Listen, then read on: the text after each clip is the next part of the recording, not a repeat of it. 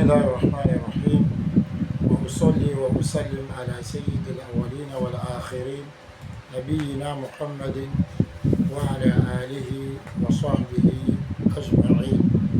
أما بعد،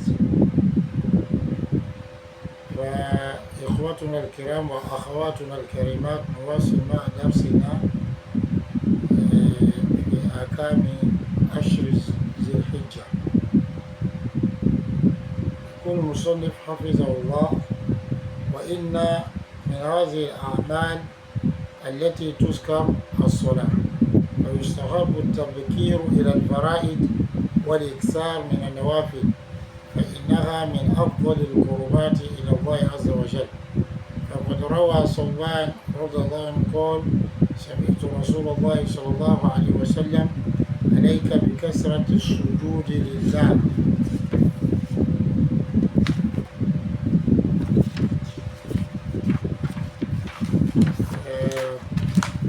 فإنك لا تسجد لله سجدة إلا رفعك الله بها درجة وحط عنك بها خطيئة. رواه مسلم. وهذا عام في كل وقت، لا سيما في جوف الليل. وقد ثبت عن سعيد بن جبير رحمه الله أنه قال: لا تطفئوا سرجكم ليالي العشر، يعني تعجبه العبادة والصلاة في الليل. ومما يستحب أيضا في هذه الأيام الصيام لدخوله في الأعمال الصالحة.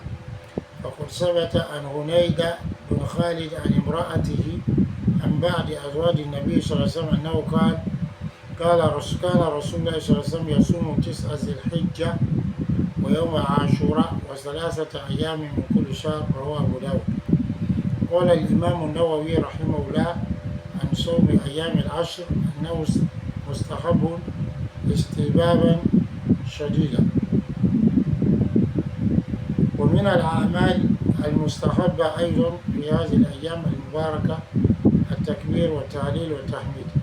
وقد دل على ذلك قول الله عز وجل جل وعلا: ليشهدوا منافع لهم ويذكروا اسم الله في أيام معلومات على ما رزقهم من بهيمة الأنعام فكلوا منها وأطعموا البائس الفقير. فإن الأيام المعلومات هي أيام العشر عند جمهور العلماء، ولما ثبت في الحديث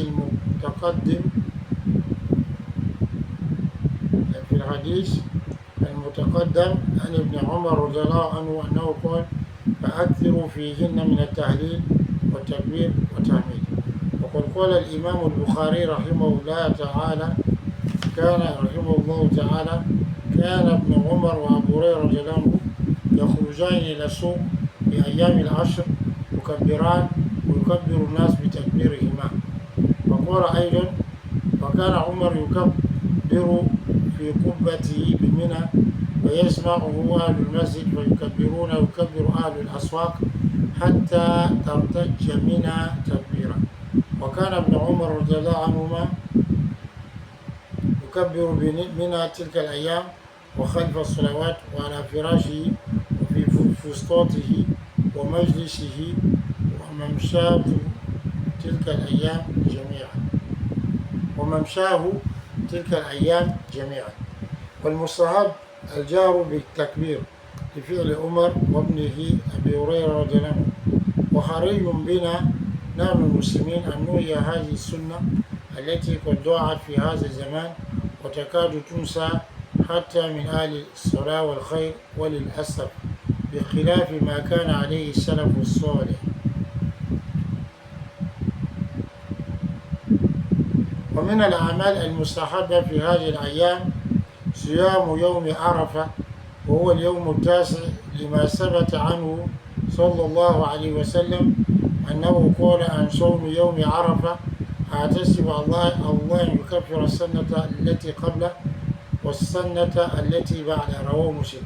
لكن من كان في عرفة يعني في الحج فإنه لا يستحب له الصيام، لأن النبي صلى الله عليه وسلم وقف بعرفة مفطرا في حجة الوداع.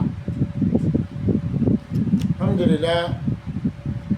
Chers frères et sœurs, nous remercions Allah subhanahu wa ta'ala, nous le louons, nous demandons à Allah subhanahu wa ta'ala d'accorder le salut de la paix à Mohammed sallallahu alayhi wa sallam, à sa famille, ainsi qu'à ses valeureux compagnons, ainsi qu'à tous ceux qui ont les yeux de la voie de la droiture jusqu'au jour où rien ne peut profiter à qui que ce soit, sauf celui qui viendra à Allah subhanahu wa ta'ala avec un cœur pur et purifié de toute hypocrisie, de toute mécréance et de tout politisme.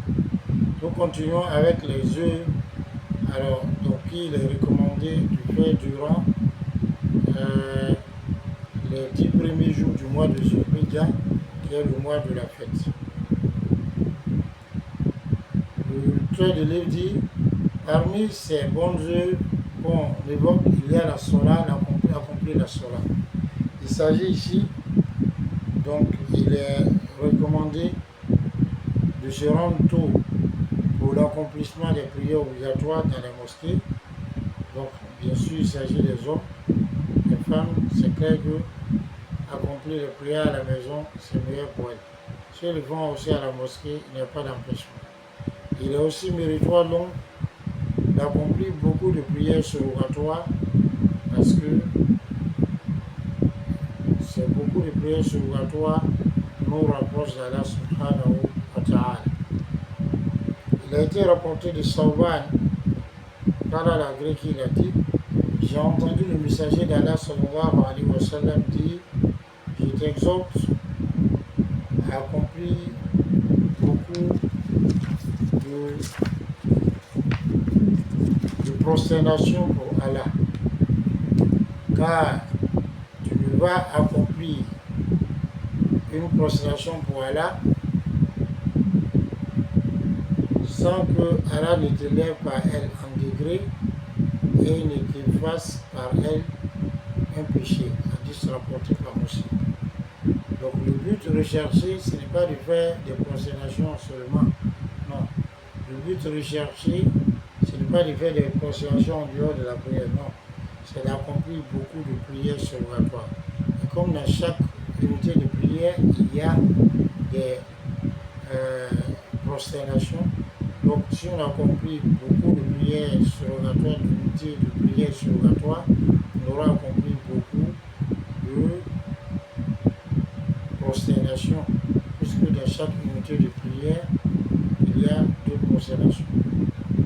Le hadith, il est rapporté par Muslim. Donc c'est dit combien de fois par la prosternation, Allah nous élève d'un degré et nous efface des péchés. Le hadith est rapporté par Muslim. Et ceci est général.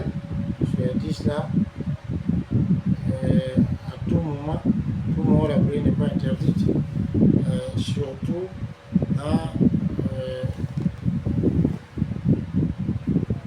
au milieu de la nuit.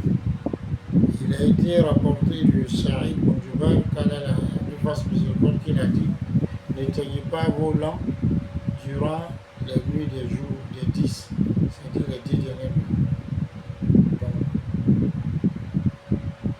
C'est-à-dire que Saïd bin Jubayr aimait l'adoration et la sola durant la nuit. Et parmi ce qu'il est méritoire de faire, accomplir durant ces jours, c'est un siyam, accomplir le jeûne, puisque le jeûne fait partie des actions, des bonnes actions. Il a été attesté de Hunaïda, fils de Khalid, d'après une femme, d'après certaines des épouses du prophète sallam, qu'elles ont dit que le prophète sallam jeûnait 9 jours de Zulhijja et le jour de Ashura et 3 jours de chaque mois, rapporté par Abu Daoud. Donc, le prophète sallam jeûnait 9 jours du mois de Zulhijja, c'est-à-dire les 9 premiers jours. Donc, du premier jour jusqu'au jour de Arafat. Il jeûnait le jour de Ashura qui correspond au 10e jour du mois de Muharram, qui est le mois le premier mois de l'année musulmane, le mois qui vient après celui de Zulhijja, c'est-à-dire qui vient juste après le mois de la fête, la grande fête, et qui génère 3 jours du chapeau.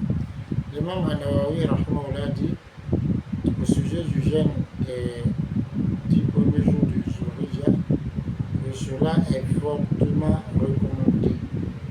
Il est fortement recommandé de jeûner les jours de Zulhijja, les 10 premiers jours, mais en fait les 9 premiers jours, puisque le jour de la fête, on ne gêne pas. C'est clair qu'on va à la mosquée sans avoir mangé, c'est ce qui est recommandé, et on revient pour pouvoir manger. Parmi les actions qui sont recommandées aussi durant ces jours bénis, c'est At-Takbir, c'est-à-dire le fait de dire Allahu Akbar, At-Tahlil, le fait de dire La ilaha illallah, et At-Tahmid, le fait de dire Alhamdulillah. Parmi les preuves de cela, c'est la parole d'Allah, où Allah dit, afin qu'ils puissent témoigner des bienfaits donc, pour eux, et qu'ils puissent évoquer le nom d'Allah durant des jours déterminés. Par rapport à ce que Allah subhanahu wa ta'ala leur a accordé comme bétail de cheptel, c'est-à-dire les bœufs, moutons et cabris, les chameaux. Donc, Allah dit d'en manger, mais d'en donner aussi aux pauvres. Surat Hajj, Surat 22, le premier verset 28. Et ces jours déterminés, dont Allah parle dans le Coran, selon la majorité des savants, ce sont les jours, les 10 premiers jours du mois de Zulhijja, le mois de la grande fête. Et aussi parmi ce qui prouve qu'il faut dire Subhanallah wa alhamdulillah wa la ilaha illallah durant ces jours, c'est ce qui a été rapporté dans le hadith précédent où Omar a dit, donc dites beaucoup durant ces jours, La ilaha illallah, Allahu Akbar et Alhamdulillah, comme on l'a dit dans l'audio passé. L'imam al-Bukhari dit, rahimahullah, Abdullah bin Omar et Abu Huraira, donc ces deux-là, sortaient dans les marchés, au marché, durant les 10 premiers jours du mois de Zulhijja.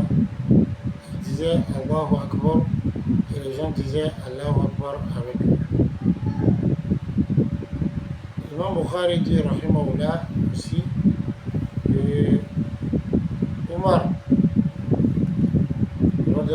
disait le Allahu Akbar dans sa tente, était à Mina, donc à Mecque.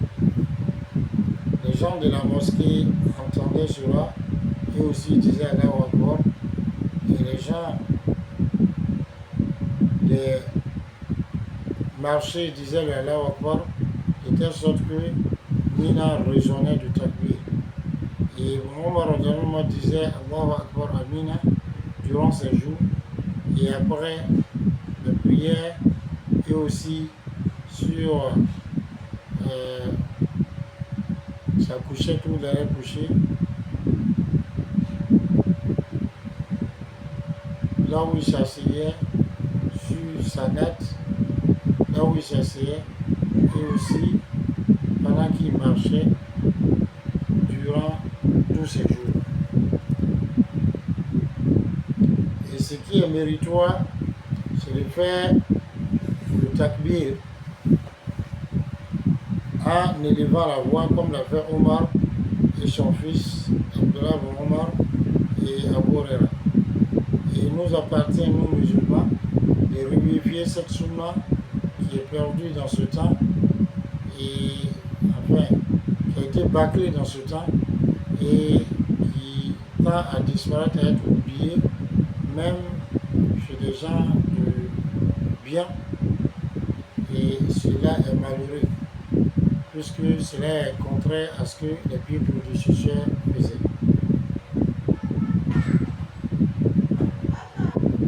parmi les actions méritoires durant ces jours, on a dit il y a le jeûne, mais il y a le jeûne du jour de Arafat. Le jeûne du jour de Arafat correspond au 9e jour de Zulhijja, c'est-à-dire la veille, le jour donc qui précède le jour de la grande fête. Et cela à cause de ce qui a été attesté de Rasulullah sallam, qu'il a dit au sujet du jeûne du jour de Arafat: j'espère auprès d'Allah qu'il pardonne l'année d'avant et l'année d'après. Hadith rapporté par Muslim, c'est-à-dire 2 années de péché. Est-ce que cela est une citation à commettre le péché? Non. Cela dénote plutôt de l'immensité de la miséricorde d'Allah subhanahu wa ta'ala et qu'on devait saisir cette occasion. Mais pour cela, le jeûne du jour de Arafat, celui qui est à Arafat, c'est-à-dire au Hajj même, d'aller pour le Hajj, il ne lui est pas recommandé de jeûner le jour de Arafat, puisque Rasulullah sallam s'est arrêté à Arafat et il ne jeûnait pas. À telle enseigne que les gens se demandaient est-ce qu'il gêne, est-ce qu'il ne gêne pas, jusqu'à ce qu'il demande qu'on lui apporte de l'eau et il a bu au vu et au su de tous. Donc il n'est pas recommandé, elle ne fait pas partie de la sunna pour celui qui est à Arafat, donc au Hajj, au pèlerin qui est à Arafat, de jeûner le jour de Arafat. Ce sont nous qui ne sommes pas à Arafat qui jeûnons le jour de Arafat.